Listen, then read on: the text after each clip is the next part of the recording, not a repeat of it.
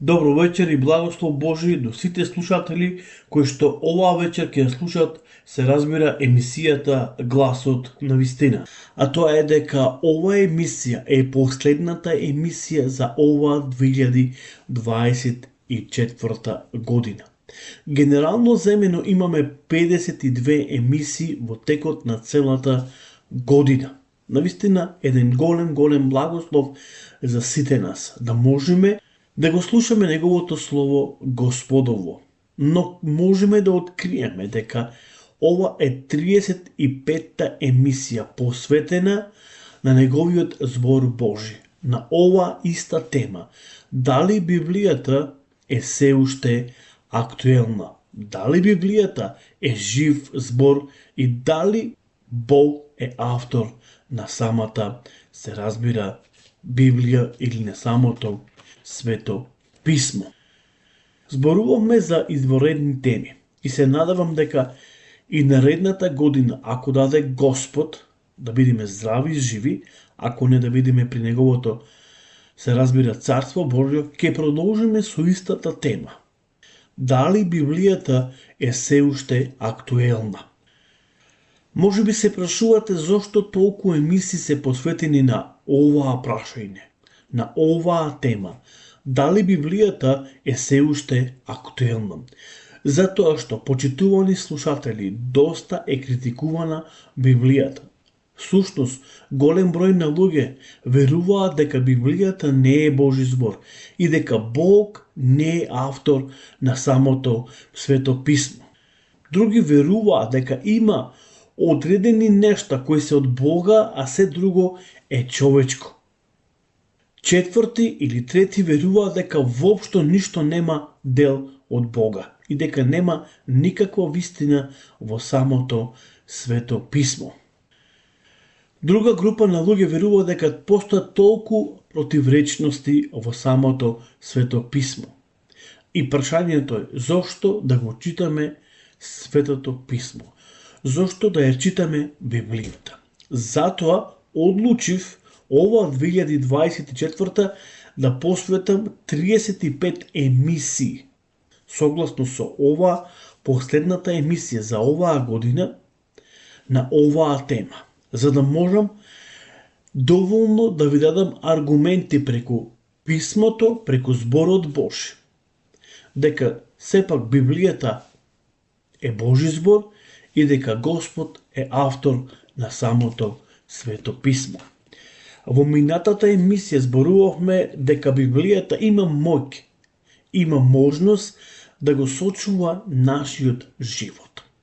Таа има авторитет. Библијата е авторитетна книга. И затоа никој не може да порекни или да зборува за незиниот авторитет. Таа го има целосниот авторитет, затоа што таа е збор Божи. Всушност, преку неа ние го откриваме Бог и знаеме што Бог бара и сака од секого еден од нас. Затоа е многу битно да го читаме Светото писмо. Скоро сите емисии кои што се посветени на овие теми, најчесто пати говорам, па дури на останатите теми кои ги имавме, говорам дека е потребно да се чита Светото писмо, Библијата, да се чита. И тоа е многу важно и таму можеме да ја откриеме волјата Божја за нас. И не само тоа, можеме да откриеме како Господ сака да го зачува и да го заштити, се разбира, нашиот живот. Како што рековме, Бог не само што не предупредува, тој дури до денеска за многу работи не предупредува. За жал, ние остануваме пасивни или глуви на зборот Божи и тргаме онаму каде што ние сметаме дека таму и треба да одиме. И понекогаш велиме зошто ни се случува се тоа, затоа што сепак не сме послушни кон зборот Божи. Почитувани слушатели, зборуваме дека Библијата е напишена со цел да го сочува и запази нашиот живот.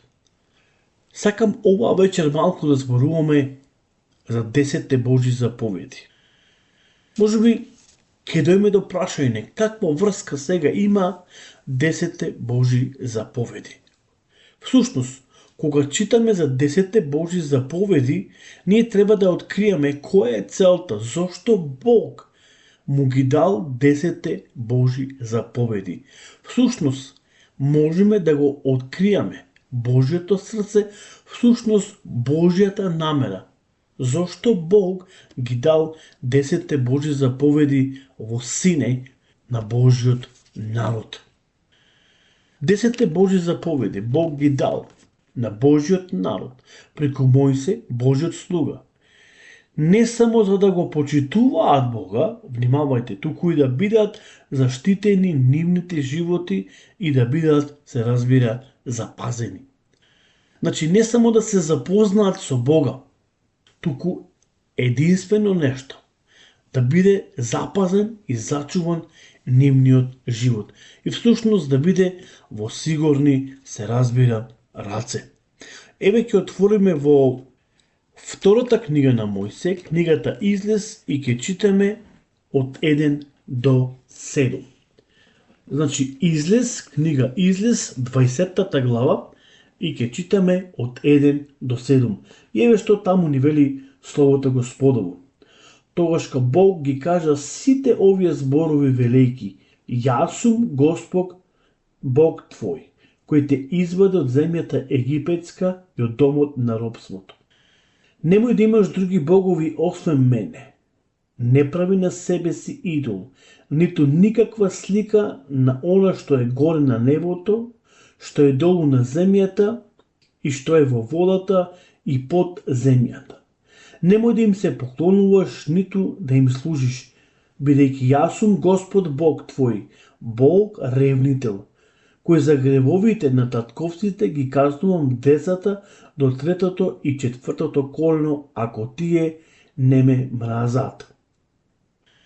Кој покажува милост на илјадници поколенија, што ме сакаат и што ги чуваат моите заповеди. Не изговарај го напразно името на Господ твојот Бог, бидејќи Господ нема да го остави неказнет оне кој напразно ќе го изговори неговото име. Читаме од 1 до 7, всушност читаме за првата, Библијата вели, и најголема заповед. Почитувај го Господа својот Бог.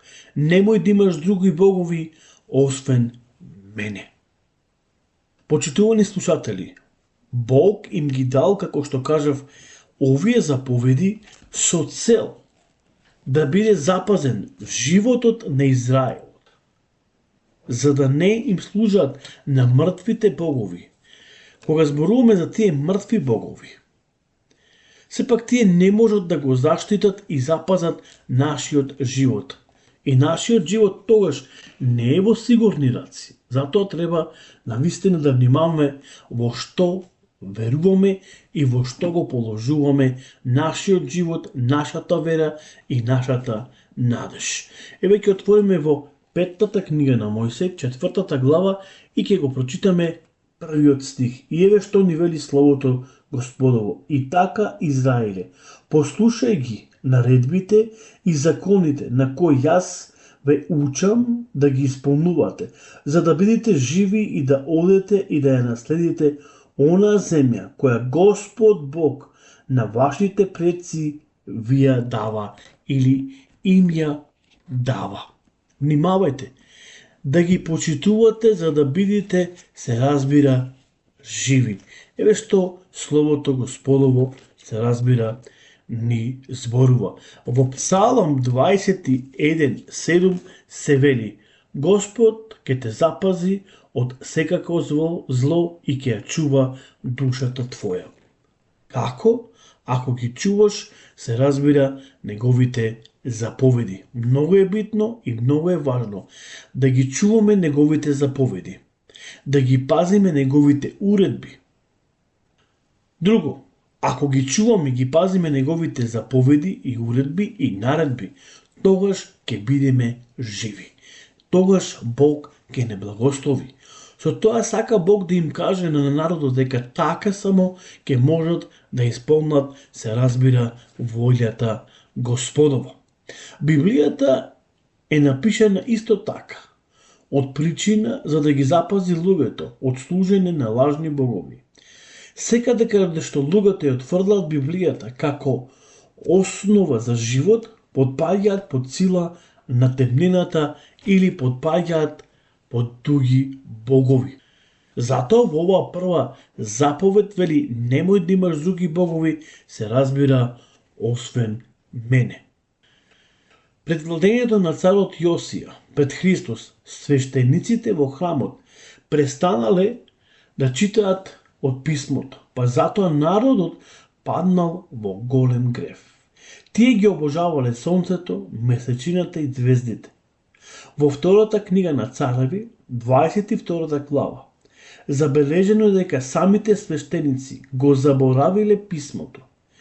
Еден ден била пронајдена книгата на законот, па му ја прочитале на царот Јосија. И кога Јосија ги слушнал зборовите на оваа книга и ја искинал својата облека, увидел дека неговиот народ се наоѓа во една ужасна темнина, па затоа заповедал да се очисти храмот и да се очисти, се разбира, народот. Внимавајте, ја раскинал царот Осија својата облека, разбрал дека неговиот народ се движи во темнина, се поклонува на други богови, а не на оној Бог кој бил заедно со Израелот во Египет, кој ги извел, се разбира, од египетската земја, од земјата на робството. Еве ќе отвориме во Втора Цареви, 24-та, поточно 23-та глава, 4-тиот и 5-тиот стих. И ќе видиме што таму вели, се разбира, словото на нашиот Господ и Спасител. Тоашка царот му заповедал на првосвещеникот Хелекија и на другите свештеници и на вратарите да ги извадат од храмот Господов сите работи направени за Ваал и за Ашера, а сета небесна војска и ги изгоре надвор од Ерусалим, во Киндротските долина, и заповеда да ја пренесат пепелта нивна во Ветил, и ги отстрани многобожечките светилишта што ги бил поставиле јудејските цареви, да вршат кадање на идолските светилишта, во идејските градови и во околината на Ерусалим, и оние што му беа кадале на Ваал, на сонцето и на месечината, на планетите и на сите небесни војски. Еве што направил, се разбира, царот Јосија. Секогаш кога луѓето ќе почнат да им се клањаат на различни божества, како феномен, се појавува и неморалот. Така во многуте постоечки така наречени храмски проститутките земале драгоцено место и исто така земале и гатачите. Може би сега подобро ќе разбереш зашто Бог во Стариот Завет заповедал да се уништат некои народи кои им се клањани на лажни богови. За жал и Божиот народ ги презел тие лоши навики, обичај од тие безбожници или од тој безбожнички народ. Царот Осија наредил да се истребат сите гатачи и оние кои комуницирале со духови на умрените. Исто така ги отстрел и предметите на обожавање кои биле подигнати во Ерусалим и во околината. Ниеден цар не бил толку решителен како Јосија. Се што правил се раководил според упатствата дадени од Мојсевите книги и се разбира од законот. Еве што направил, се разбира, Јосија, за да може да биде запазен народот Божи и да оди во светлина. Видовме што Библијата, се разбира, не изборува. Еве и на овој начин Бог сака да го заштити нашиот живот. Почитувани слушатели, она што сакам да ви кажам, Господ со вас нека биде Бог нека ве благослови. Имајте, се разбира, убава и благословена вечер и се разбира, се слушаме наредната емисијата Гласот на вистината. Меѓутоа, во 2025 година, ако сака Господ. Срекне нова година, срекни празници и Господ нека биде со сите вас. Размислувајте за законот Божи. Размислувајте, се разбира, за Библијата. Како што реков, Библијата е напишена исто така и од причина за да го запази луѓето од служење на лажни богови. Секаде каде што луѓето отврдат Библијата, како основа за живот подпаѓа под силата на темнината. Затоа внимавајте под чија сила подпаѓате. Слушајте го гласот на нашиот Господ и Спасител Исус Христос. Пријатна вечер, Господ со вас и се слушаме наредната година со емисијата Гласот на вистината. Пријатно.